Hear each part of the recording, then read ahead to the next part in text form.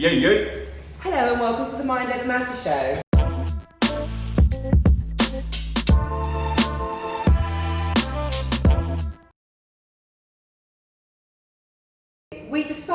I decided that we should have, it was going to be an interview of Fisky's life, but then I decided that I really should be more of a part of it, seeing as Mind Over Matter would not be the same without me. She is a part of my life, there's no getting out of it. So we're just going to talk a bit about Mind Over Matter because I think we take for granted sometimes that people know the story today, where we are, who we are. I guess we have to start with, the beginning. Pre-Yankey. Pre-Yankey, Yeah. A simpler time. That cut deep. What actually was the first seed that you planted that made you think, yeah, this is going to happen? Because I've heard the story, but was it just that morning or was there anything in the lead up to that made you? Yeah, looking back at it, there were a few things. Like 2 years before I was sold, I put on a couple of events in Camberwell. Wait, hold on. Why have you never spoken about these events? I've mentioned it like a few times. No. Like, maybe not to you, but in interviews and stuff. Never knew anything about this. Yeah, but it wasn't like poetry events, it was more like rappers and singers. Okay. And like bands and stuff like that. And it's literally over the road from my house. And they went really well, and that's when I realised that events were easy for me. I was good at it and I didn't really have to try and I enjoyed doing it. Then I had like the breakdown. Yeah. So I left. Was that like a rock bottom with, got it, it was rock bottom and Mind Over Matter was your trampoline. See what I did there? Bexy Bex quote. Shout out Bexy Bex.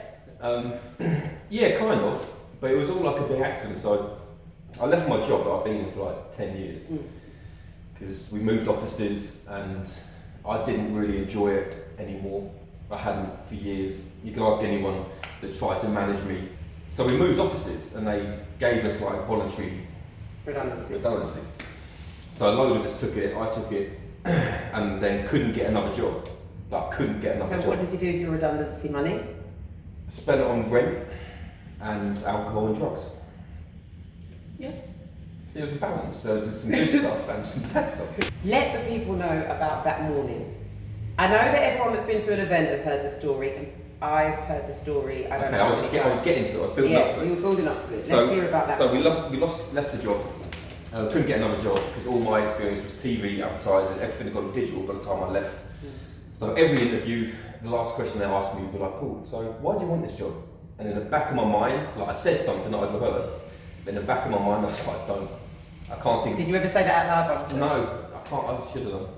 So then I gave up. I'd been to AA like a week before that, because it was getting out of hand, drinking and drugs and all that sort of shit. But then I realised at that meeting that I was going to a wedding next week. And I was definitely going to drink because there were people there that I always drink with, like it was just it didn't seem like the right time. So then I left that meeting, went and bought alcohol and drugs, went home, did them. Went to the wedding the week after. I came home and carried on my own until Monday morning. And then I didn't wake up because I'd been up since Saturday, drinking and doing drugs. Well, you did wake up, but it was a different kind of wake up. The spiritual. It was like, the clouds are clearing. Yep. And then I just had enough, and I was just laying on the floor, just curled up in like the fetal position. Yeah. And I was crying. I had blood coming out of my nose. My heart was like beating out of my chest. I was unemployed. It was pretty much all the people that had passed away. I hadn't dealt with any of them since my mum when I was 16. And I was just very sad. Like, I wasn't even angry at this point. There were points in my life I was very angry. Yeah. But I was just sad and I just had enough of it. And no one really understood. Like when you lose 11 people, it gets to the point where people don't know what to say. And I didn't know what to do. I think people don't know what to say after one person, let alone it's like another and another and another and another. Yeah, and I didn't know what to do or say. And it just got to that point and I was like, I'm just sick of this. I just decided because AA never worked for me. And counselling, my relationship with counselling isn't great because of the experiences I had growing up, like bad experiences I had with trying to talk and basically told to shut off by professionals.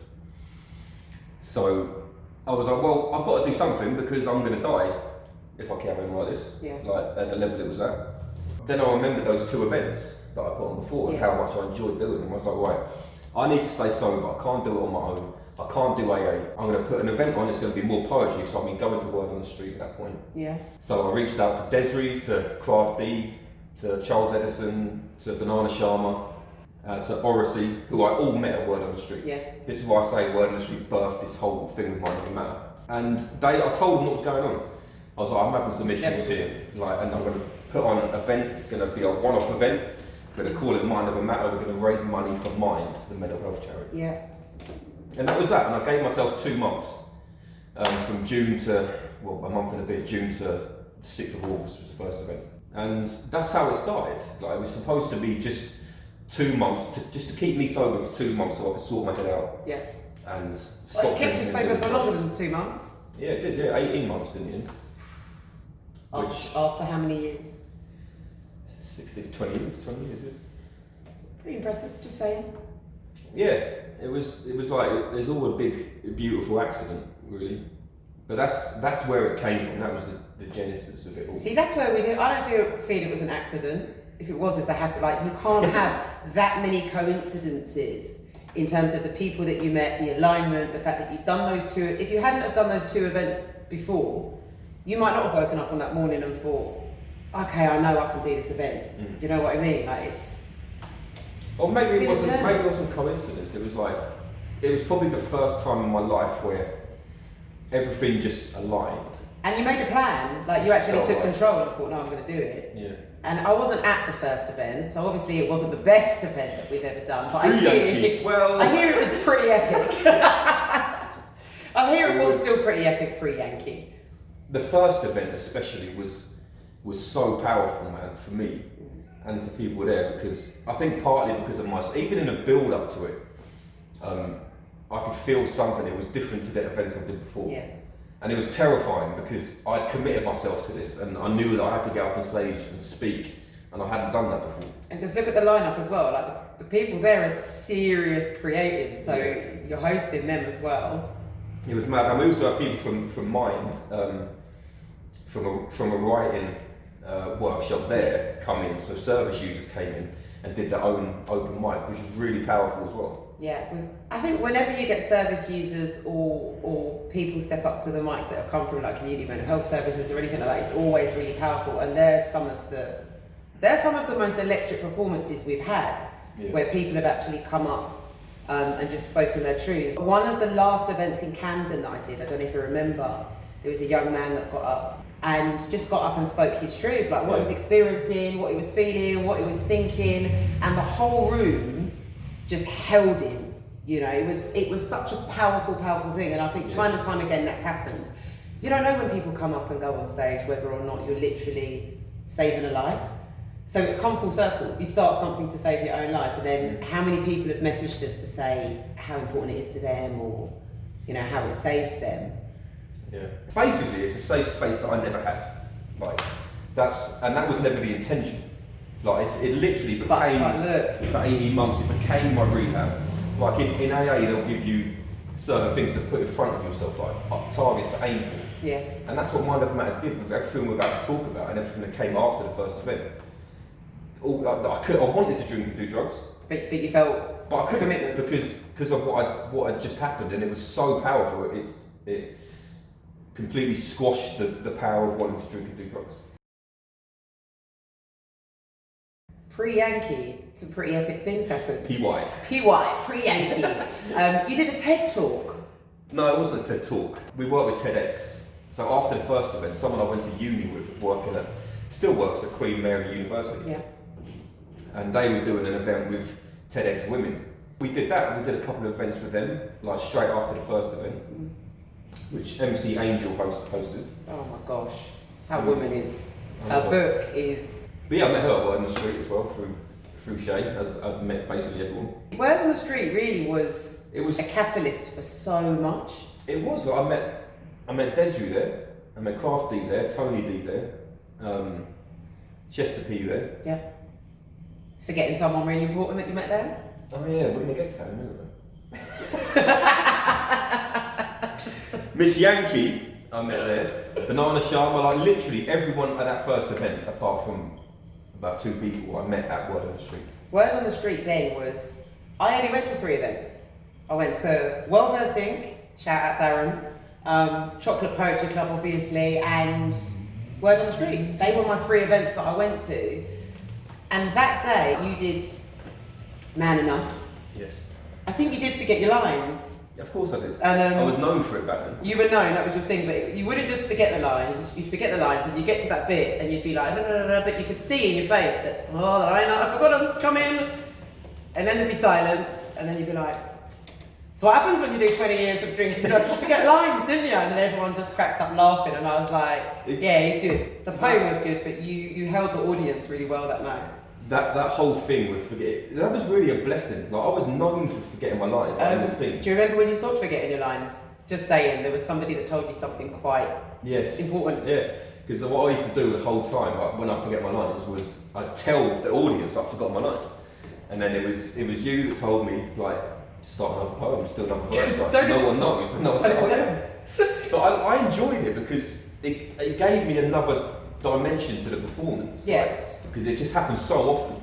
Like I remember the first event Tony D performed at, and DK was there, who's like the best freestyler like in the UK, her and MCA. Hang on, was that the battle night? No, this was like Young Minds Matter before we launched the actual Young Minds Matter. Oh, okay.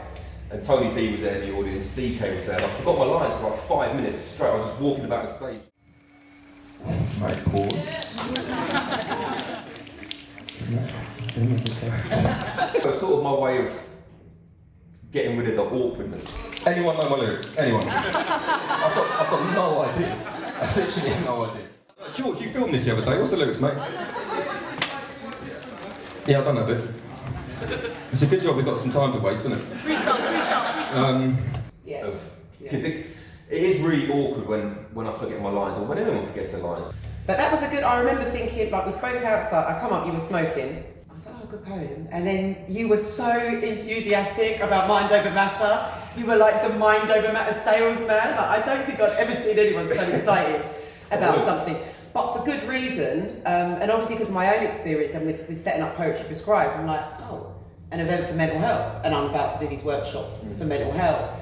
I don't even know if I told you about Poetry Prescribed properly at that time. I told you I was doing a project with workshops. I think right then I said, well, why don't we do an event in January?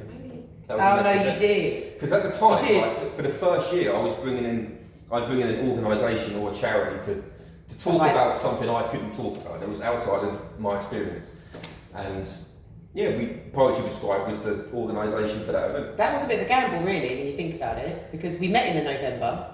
Poetry Prescribed launched in the November, so there was no track record, no feedback, no loads of workshops. I think by the time I did Mind Over Matter, we were 3 workshops in. But I did a whole showcase out of 3 workshops, and look at the people that were on that showcase, it was mad. The lineup was like, it was all female lineup. It was Shady, Bobby Johnson, Tremendous, Ray Levine, and Holly Flo Lightning. Can I just say, that's the lineup. All really strong, powerful female artists. Like shout out to each and every one of them. I will never forget the first time seeing Tremendous live on stage, you know. And the yardie father planting, planting. A marijuana in the student's garden. I marry one of your students if you can take the bargain. Actually, I first saw her at Word on the Street, but that was an open mic, and I was like, what have I just seen? And you know how she plays with tone and like, ah! So obviously we'd met, and you were like, I was like, I've got to get to an event. And you had one at the Tavistock. I travelled for that show. But I'm glad I did. The reason I travelled for that show was 2 reasons. A, I really wanted to see Mind Over Matter in action. But Shahid, I Am Shahid was on the lineup. Sensei. Such a big part of Mind Over Matter. But just a big part of the poetry community anyway. And I'd been seeing Sensei at Word on the Street, and every time I saw him perform, I was just like, oh my gosh. And again, there was a chance to see him do a full set. And Sensei was there. So it was the first time I saw him do a set. It was the first time I'd seen Des perform. Her sense of humour, it just works for me. Do you remember your birthday? We both bought you the same gift. Yeah. I can't remember what it was, but it was basically 2 books, basically saying you're a prick or something like that. The book, something along those lines. there's a picture of the book, whatever it is, so you I'll can find put it. that We've book got and it. put it- So I'm we going can to put edit it in. so It you was can actually see. a really kind present. It was something to jot down. What was it? It was like an idiot's guide to keeping a journal or something like that. But it was obviously a good present because Desi thought it was good as well. And Should we talk about the present that I got you at the same time that you never used? Fisky was kind enough to buy me my own mug. And upon the mug it says,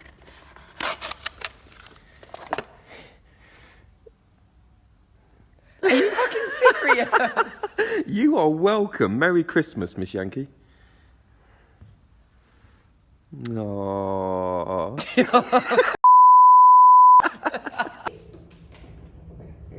I'll start using it maybe soon. Who else was on the lineup that night? Banana Sharma. Banana Sharma, who I recently got to work with, who is now a producer.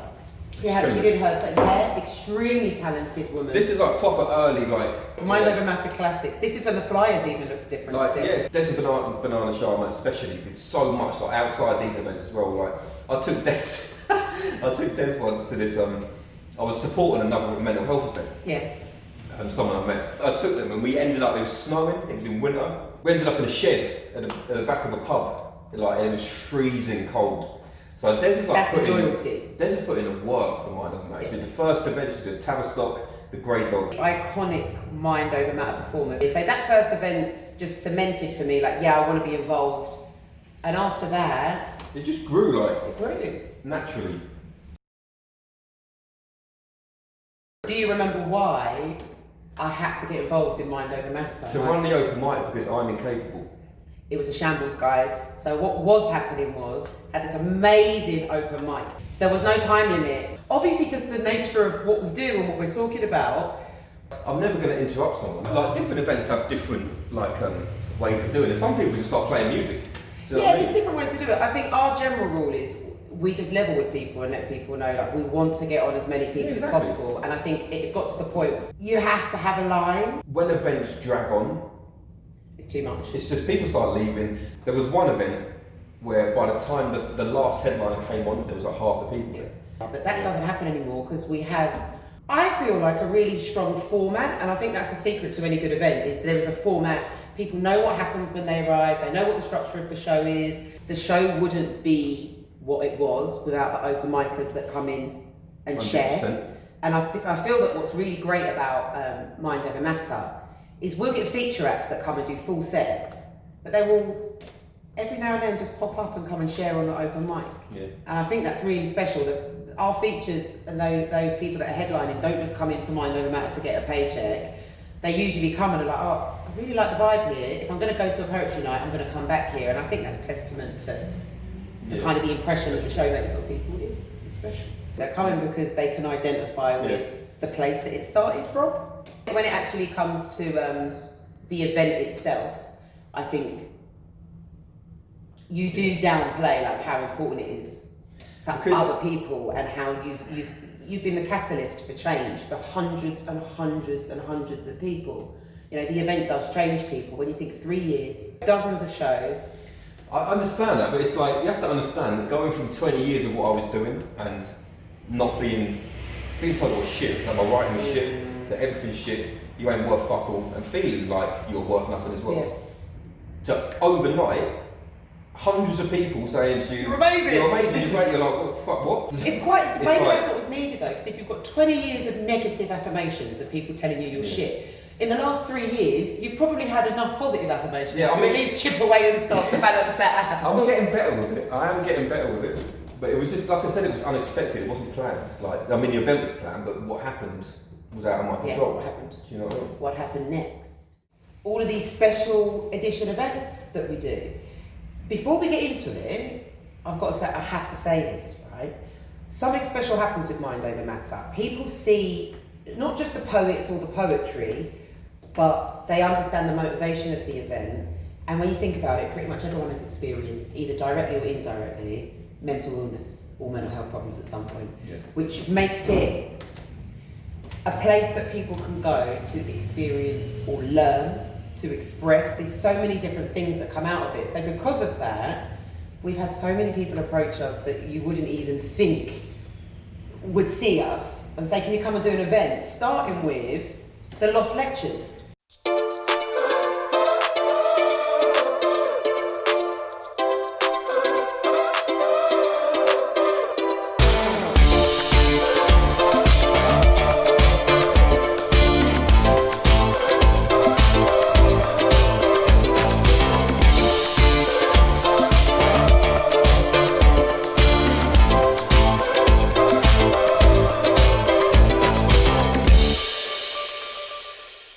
Those of you that aren't familiar with the Lost Lectures, shout out Julian. It's kind of TED Talk meets secret cinema. Really amazing speakers, really forward thinking, and to be brought on board not just as speakers, but they invited us every single lecture. Mind over matter were there, and they trusted us. 3 lectures a week, and we programmed that. I mean, the artists involved, it was powerful. That was the beginning, I think, of us realising there's a space for mind over matter outside of just these events, you know. There are other events we can explore, and let's take it to the community. And what was great about that, no one came to those lectures really to see spoken word poetry. They weren't expecting it, but people left there wanting to know more, wanting to come to the events. We've done an incredible amount of work, guys, for the, not just the community, but specifically for the mental health community. And it's something that I can't wait for us. We've spoken a few times about continuing to develop our clinical arm, which is why we have Anna. How many shows do you know that have a resident psychotherapist? And I think that is because this isn't like a phase for us or a fashionable statement of, oh, let's do a show to promote mental health because everyone seems to be doing it. We do this because it means a lot to us, and we care about the people that come, and we know that it can be triggering. I was aware of it from the first event. I saw her perform a flow, and I've seen her do her videos online. Yeah. And she'd never been to Mind Over Matter, and so I just messaged her one day, and I just put it to her. I was like, would you like to come and be our resident psychologist? And it like grew from there. Because it's true, man, like some things can trigger people, and I'm not equipped to deal with a lot of things. Yeah, and we had always provided, like Poetry Prescribed do as well. We've got an incredible database, useful contacts, all of the, we've signposted people to all the right places, but I think that we just felt that that wasn't enough to be able to signpost someone, and how much better to say, actually, if you want to talk to someone tonight, we have someone here that you can talk to. Just makes it an even safer and even more secure space for people. Have I told you that we've got a holistic arm now as well? Yes, this is something else that Fisky does, guys, okay? And it's both a blessing and a curse. It works really well, but the way this man's mind works is, if he gets bored, especially, it's not just when you get bored, but if you do get bored, we could have a phone call after we've not spoken for a few weeks, and he would have mapped out world domination for Mind Over Matter. And it literally happens. Australia is a classic example. Lost Lectures triggered something in this man, because after Lost Lectures, we did London Academy of Excellence. We had events at Birmingham University. Shout out Gemma. Yeah, Man shout out Gemma and the Man Down Project, man. And that, I mean, Birmingham Uni, that was an incredible experience. So we went. Did Desi come to that as well? No. True, Tremendous was Tremendous there. and Poet Curious. Yeah, Tremendous and Poet Curious, another cornerstone. Yeah, he was Not just of the community, but of Mind Over Matter, man. The second event he had lined up. Yeah, he's like a legend in the game. I love working with Poet Curious. Like, and on this occasion, we did a workshop first before the event. Yeah, we ended with the event, and one of the heads of department joined the workshop. It was only a 45-minute workshop, so I had 45 minutes to show people the power of poetry. And it was on self-expression, and he was mad skeptical, wasn't he? Like, you could just feel it in his being. And within half an hour, he was reading his poem, and he could not believe that it had opened him up in the way. And afterwards, he actually came and apologised to me, basically, and admitted that, I didn't think that there was anything in this, and... That's what I love about Poetry Prescribed. I've never seen anyone leave that place without a poem, even though they've never written. How many times, like, because I was your water boy, partner, but water boy, really. There would be days that I'd text you in the morning and say, something's happened, I'm in a shit mood, I'm not coming, I don't want to write, blah, blah, blah. And you'd be like, get the water. Meet me there at 2 o'clock. The water's heavy to carry. And then literally every single time that I didn't want to write, even before we were supposed to write, I'd be writing something. And to be fair, some really powerful shit as well. I should have kept all them things. I never kept Can you believe this man comes to my workshop, says he doesn't want to write, I get him to write, and I'm not just talking about some average stuff here, I'm talking about some serious pen game. What's he done with those poems, those free writes? Dashed them away. I think some of them on Instagram actually. I think. That's what I'm saying about this whole writing as therapy and how like how wrong people are that don't believe in it. Do you know what I mean? And that's been an ongoing thing because you've had people directly. You had to respond to somebody that didn't they put up quite a negative post about the fact that poetry shouldn't be used as therapy. It just is healing. No one said it to me directly, but it's things have been told to me, and like someone said that you shouldn't perform like deep poetry in front of a crowd. I'm like, what sort of fucking poetry events you go to? You don't know who in that crowd Do you know what I mean? There's been two things, like people like message me, or like when I'm on podcasts or interviews, like they put questions to me. They tell me about their experience that someone said something about this. I can't accept it. Like I need proof. If you're going to tell me that writing isn't therapy, if you're going to make those statements to me, I need you to back them up, because it's just not true. It literally saved my life. And there's all these arguments that come back, oh, but it's not you're not a professional, it's not accredited, it's not in a safe space with professionals. And my answer to that is, every time that I've engaged with therapy, which isn't many, like 3 times, every single time, without fail, they've told me to write a letter. Anger management, keep an anger diary, write down what makes you angry. Some narrative therapy. Right. When I got sober, the therapy, like, write a letter to everyone that's passed away. I remember that. I've been doing that since the first song I wrote was called 10 Years, which was quite literally a letter to my mum. It was me saying things to my mum I never got to say what I wanted to say. No Time for Goodbyes was a letter to my dad, so I didn't get to say goodbye to my dad. Yeah. I'll Take the Rain was a letter to my girlfriend at the time who had a bad accident. And all these songs, and the woman said to me, just write a letter. I was like, I've been doing that for 20 years. Is that it? I think. And my issue with it is the blanket statement, because if you're talking about grief, if you go to a counsellor and say I'm grieving this and that, and to be completely honest, like me and Anna talk about this sometimes, and what I learned from Anna was writing's a big part of it. Yeah. But also the relationship between you and the counsellor, where it's just about you, where it's not about someone else, and you say something, oh, but I had it worse, or there's none of that there. Yeah. So that's important. But for me, for grief especially, there's no cure for grief. And it's cheaper than therapy. It is cheaper than therapy. Coming out next year, probably sometime. I feel on this therapy versus therapeutic, there is a valid conversation to be had, because certainly I wouldn't want to I take Poetry Prescribed and how those workshops are facilitated and how that space is created really seriously. Yeah. Oh, okay, but how safe is that space, and how do you make it a safe space, and why do you? I get that, and I've had that. I've had those conversations with people before that are worried about the workshops. I always say that my workshops have therapeutic value and are healing. The definition of healing is the process of becoming well again, and writing is no doubt, certainly for me and for you and a lot of people we know, that has been the vehicle in which we've started, or it has supported us through our healing journey. So it might not be the only thing, but to dismiss it out of hand is a no-no. For me, we don't need to call it a therapy. If a therapy is defined by something that is accredited and that is in that structure of a health framework, fine, it's not a therapy, but you won't tell me that it's not healing. You won't tell me that it's not therapeutic. You won't tell me that it doesn't help. I will not be told that I shouldn't do it, because it does. Come on, yes. It does. It is without a shadow of a doubt the most healing thing that has ever been in my life. Yep. You know, I wonder how many people that come to our events are waiting for therapy, are waiting for services, are waiting for a counsellor, are waiting for CBT therapy. Yeah. So if people want to come and say, well, why are you doing that?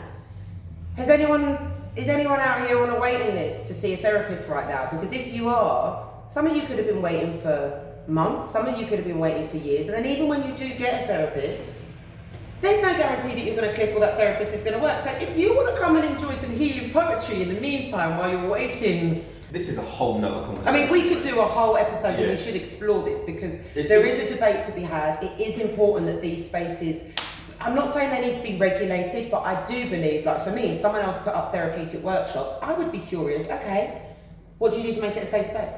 How do you, like I've done now 3 years of workshops, so I know how my space works, and it's been spoken on time and time again and reaffirmed. We know mind over matter works. We also have Emma, who's a qualified psychotherapist who also runs workshops, where she's creative and psychotherapeutic.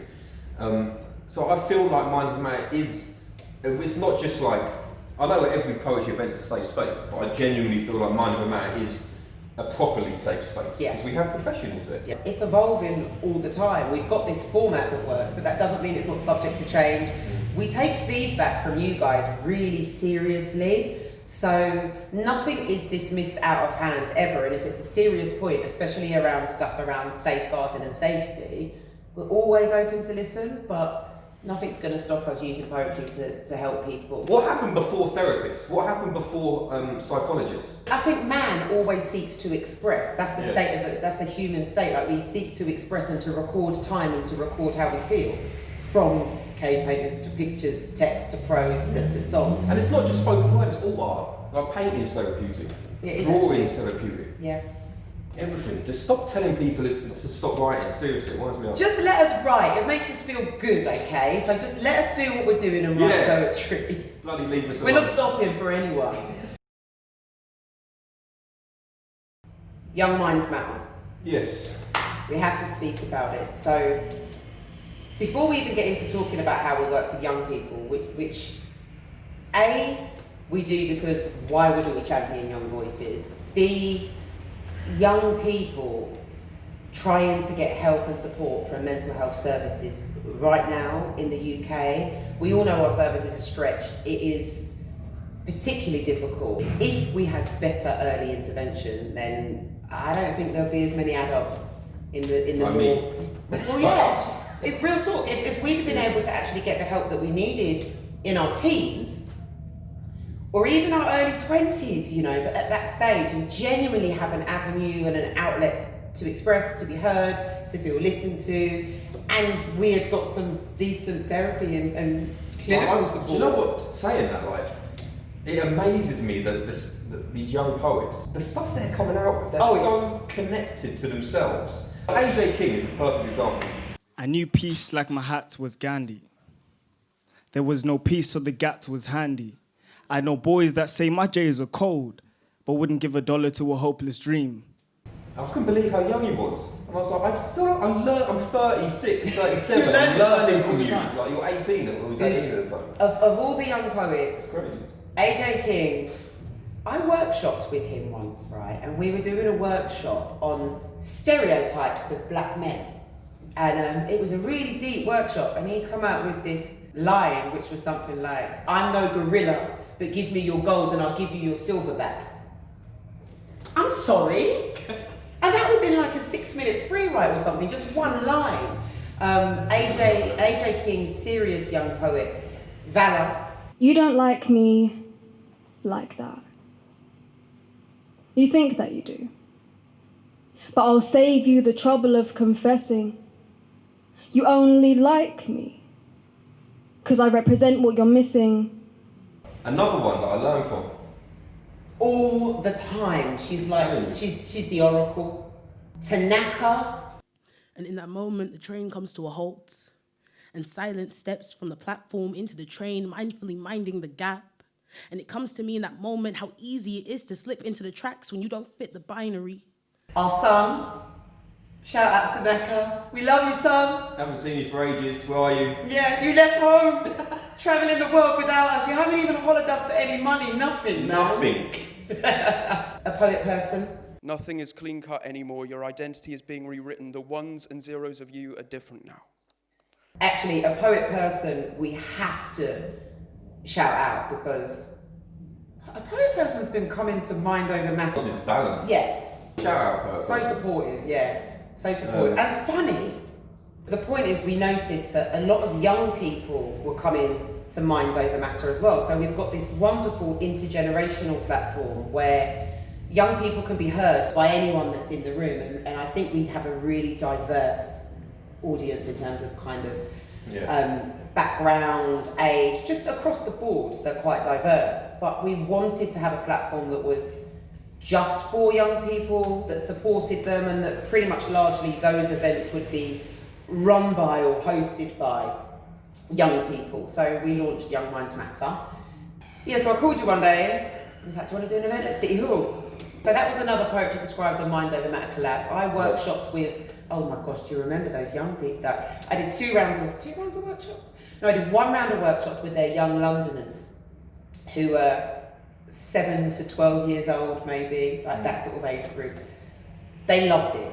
I love working with young people. I love working with everyone, but there's something about working with kind of 8, 9, 10-year-olds, especially when they're like, oh, poetry, oh no. And then next thing they're like, Miss, I've written this, and I just... They love it. I've seen it happen. Like, I love it. At London Academy of Excellence, like one of the first, when we do like speeches and talks, we always say to the kids, like, you've got any poetry fans in? And like maybe one hand will half go up. And then you get like a groan, or like, oh. Remember, rap stands for rhythm and poetry, and then they get a little. Yeah, then we get a little. Who likes? That's why who likes rap. It's really Yankee that brings it out of them. They just love it. Like, I just can't get enough of it. If they're not interested, I tend to start with a poem. And those of you that have seen me perform know I'm quite loud, a little bit loud. So that tends to grab their attention. Yeah. London Academy of Excellence was a couple of 100 children in an assembly. Do you remember? And we managed to get like 200 odd children to write. And all of them wrote something. Yeah. Even if we had some of them perform, and then like one girl that didn't want to perform afterwards was like, I want to perform. Yeah, it's like it's so good seeing that. It is good to see it. And I think with the City Hall event, what was special was we were able to give a platform to the young poets that have been coming and supporting Mind Over Matter. So that all the poets were 16 to 25, our feature artists. So first and foremost, we were able to give a platform to young poets that have been supporting Mind Over Matter. So we had Broken Pen, we had Poetica, Woodsy, and Priscilla Hernandez. First ever feature, absolutely killed it. And then again, like the open mic, Anna Taylor's on there. Yeah, and then as well as the open mic, I had a showcase for Poetry Prescribed. Do you remember that young man? Guys, the best performance of this whole incredible, so you have to, let me set the scene. We're at City Hall.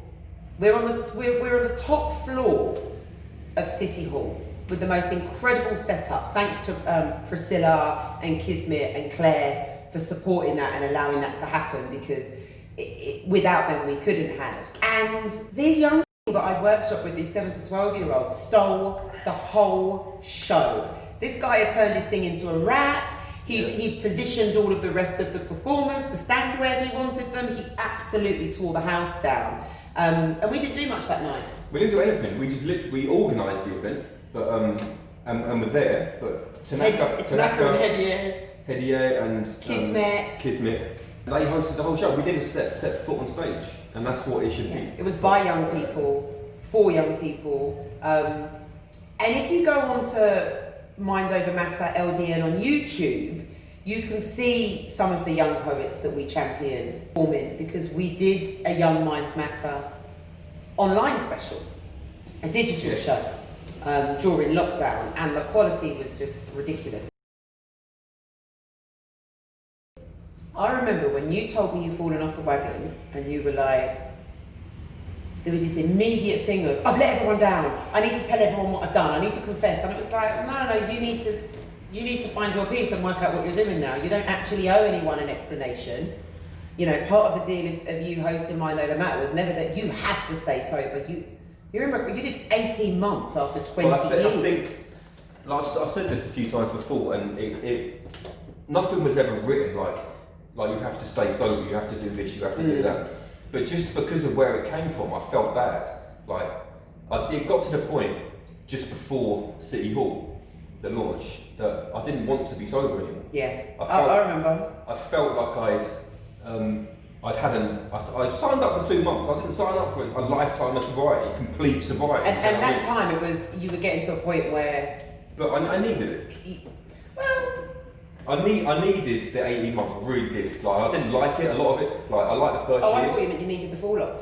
No. Like, the first year I enjoyed it because it was new. I'd never been sober since I was like 12, I think 11 or 12 was. And I think we'd said at the time as well, Mind Over Matter is and always will be an amazing vehicle to help to support you with your journey of healing. But it will never be it's the never full the answer. There has to be deeper work than that. That's something they say in AA is don't attach your higher power to something living. Yeah. Because it can die. Like now with lockdown. Mind Over Matter is never going to die. It's not going to die. It's still there. Like, I agree with that because if you attach your higher power to a person, that person can die. Yeah, people can go. You have to.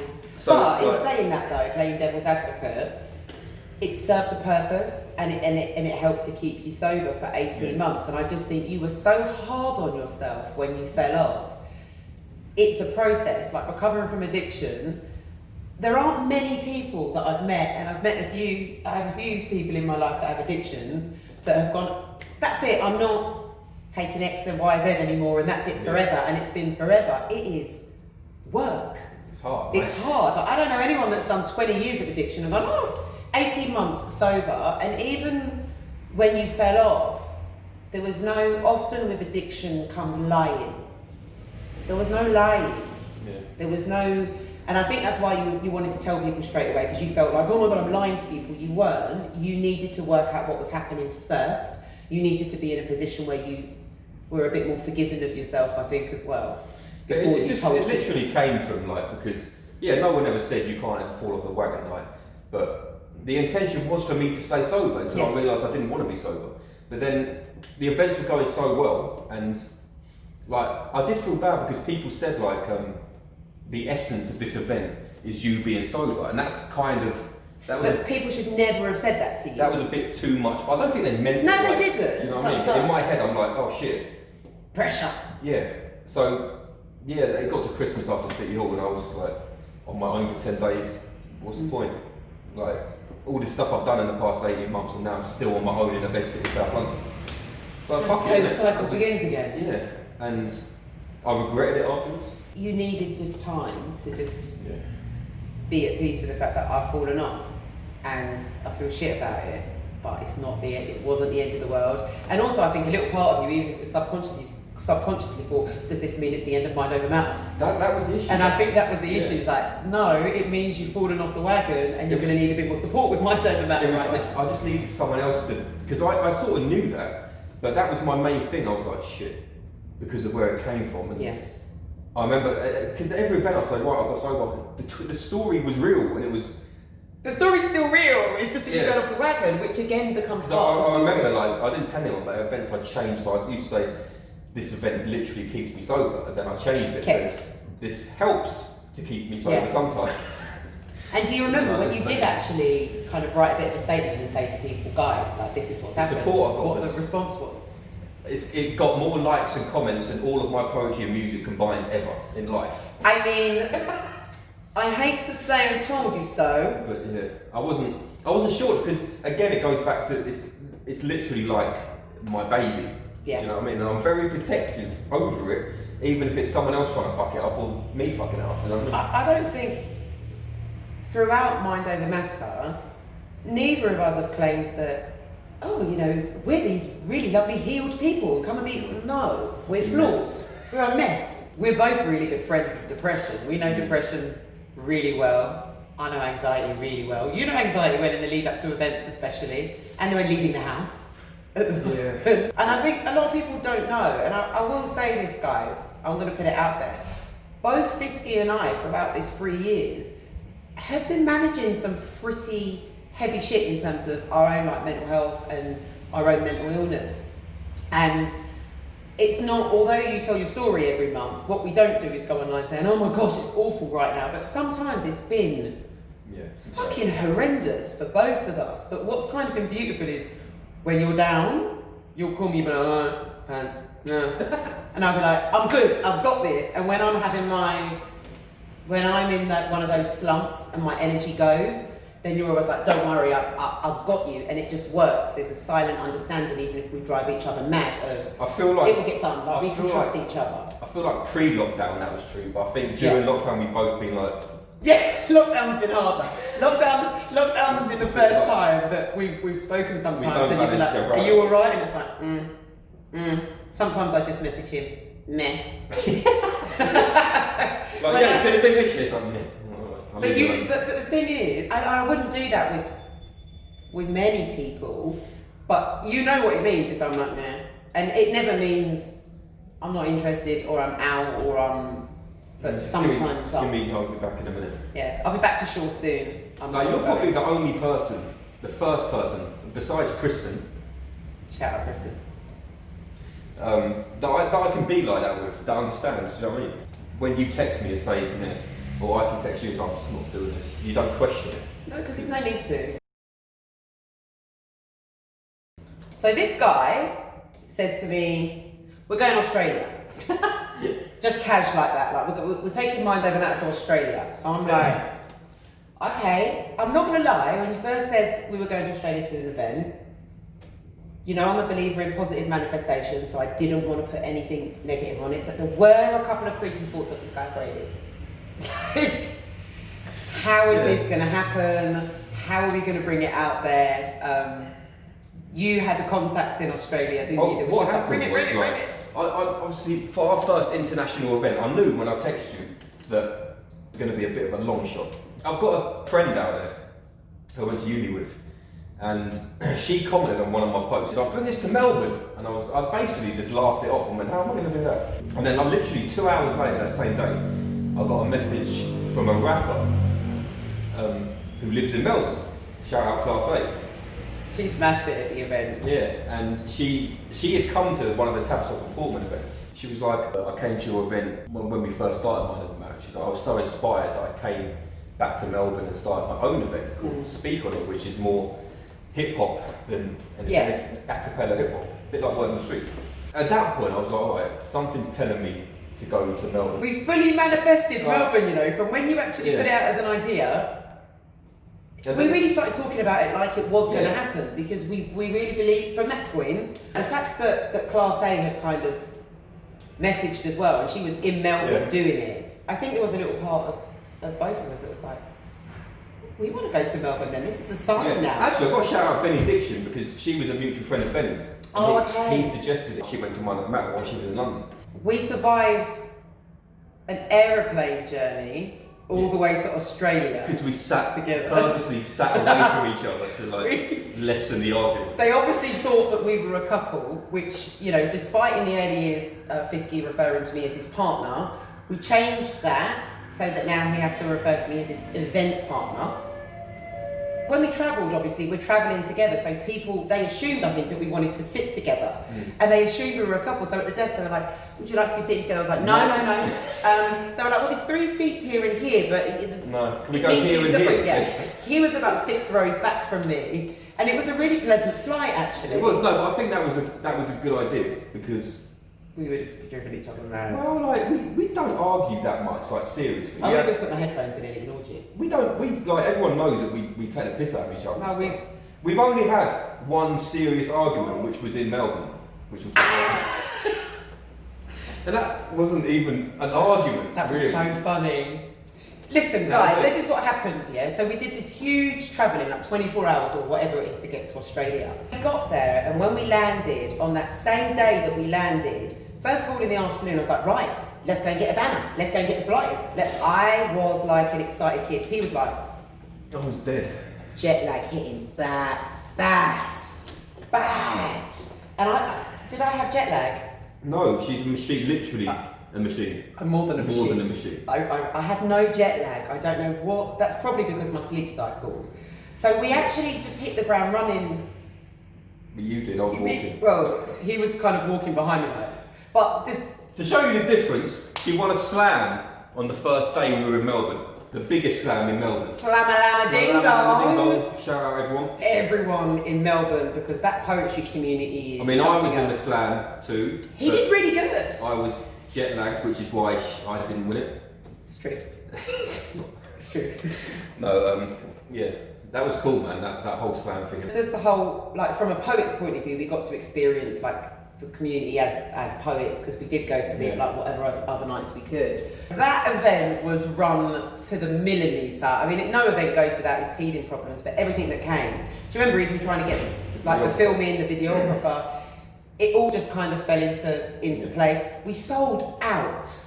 We actually sold out our first ever international event, and not only did we sell it out, it went off.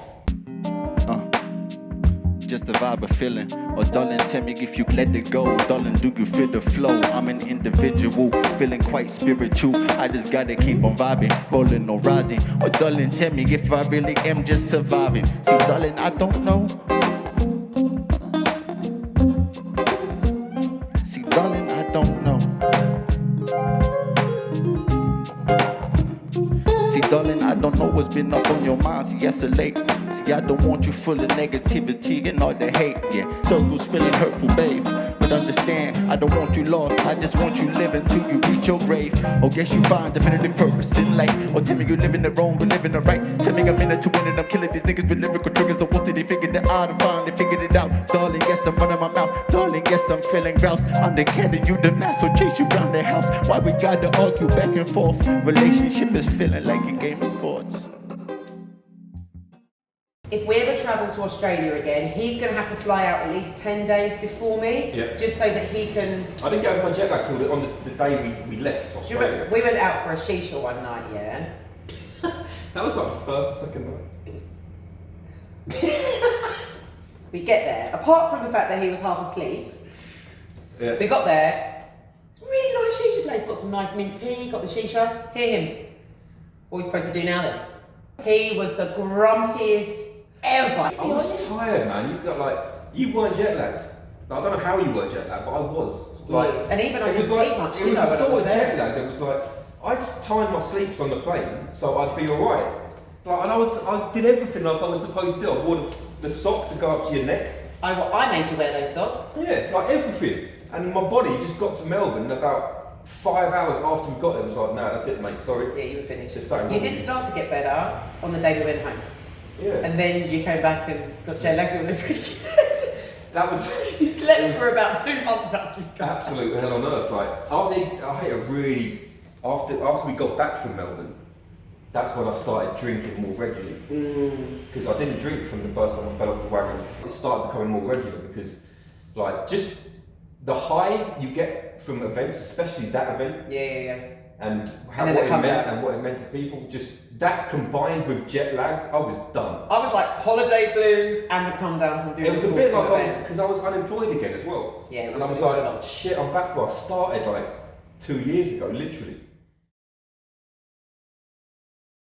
Alright, let's get into lockdown talk. I actually started lockdown strong at the beginning of lockdown. I was like, I'm ready, get my light in, get my tripod, go online. I won 2 international slams. At the start of lockdown. I won Slam-a-Lama-Ding-Dong for the second time, but virtually, pretty much almost exactly a year after I won it the first time. And then I jumped over to Your Place events, New Zealand. Huge shout out to Ricky, like, that was just an experience and a half. So I'm like, what is going on? Then I was in Amsterdam performing. I sort of had this flurry of activity. Did a virtual world tour, if you like. Of course, Fisky, in his infinite wisdom and his boredom, is not just like, not only are we going online, oh no, we won't just do a show online. It will be a show online. Anna did a series of workshops online as well, so there are new clinical workshops. They're still going. It started off as just as the open mic. Then Anna got involved with the Connect workshops. Then we started doing Ask Anna on Instagram. Yeah, which was really, really good. It's like her video she does online, but sort of in a Insta live chat. And then I started doing a singers only event. And we got to a point where we were running like 4 events a week. This is the point where I was just like, listen, I know, but no, it's too much. It was just a bit much. Not that you but it was needed though. At the beginning of lockdown, I feel like it was needed, but that's why we took a break for like a month, because it just got a bit much. But I'm like moving forward. Mind over matter, digital will continue. Yeah. It will get better. It will get sharper. It will get bigger. And it one won't thing, just like, be online. Like, no, it'll be a mixture. It'll be a mixture. But the one thing that it has taught us, I think, is that there is a space for it because there are so many people that can't get to events. Yeah, I think a lot of people in the scene, a lot of event organisers I know, I don't know why we weren't doing this before. Yeah, even just like Even live after streaming coming our back from shows. Australia, like we could have live streamed stuff for people. We could have live streamed the whole Australia show. Yeah. Like we put it on Insta Live, but at that point, Insta Live's all you need, wasn't it? It's definitely like a lesson that's come from lockdown is to be more considerate of actually where the audience is, because the audience doesn't just come out to because shows. you There's sometimes so much you potential. do get stuck in the bubble of London, like because I've had messages from literally all over the world. Of people that have tuned in and all over seen the UK, like from, can you come do an event in Scotland or down south or down here or like over in Amsterdam and Saudi Arabia and all these places. So this is where we're going next, is expansion. So Mind Over Matter digital will continue, but what does life look like for Mind Over Matter post lockdown? Like what is our new normal? When we're allowed to do it again properly, and I feel comfortable doing it. Yeah. The events will be live streamed for people that can't make the events. But also just before lockdown, we were expanding out into different areas of the UK. We were planning a tour, guys. Post lockdown, whenever we were allowed to do stuff again. Just before lockdown, we had Manchester planned. Yeah. And Southampton was planned. Southampton was planned, and also during lockdown, it's come to light that Brighton is going to happen as well. Yeah, it's an option.